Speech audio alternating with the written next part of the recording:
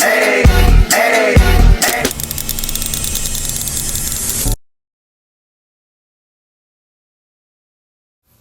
calamity loan ako. Makakapag-emergency loan pa ba ako? May existing calamity loan ka pa? Ito ang dapat mong malaman bago mag-apply ng SSS Emergency Loan. Ang sagot ay, depende sa iyong loan status at sa kasalukuyang guidelines ng SSS.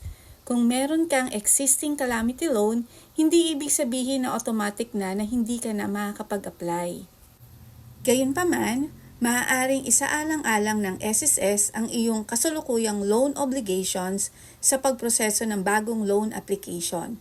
Depende sa programa at sa evaluation ng SSS, maaaring makaapekto ito sa iyong eligibility o sa halaga ng loan na marirelease.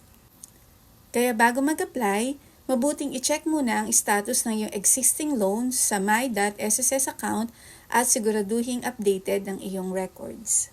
Kung hindi ka sigurado sa status ng iyong loan, maaari ka rin makipag-ugnayan sa pinakamalapit na SSS branch o official SSS channels. Muli, ako si Tasha, nagbibigay ng simpleng paliwanag tungkol sa SSS, pag-ibig at iba pang government benefits. Follow for more updates!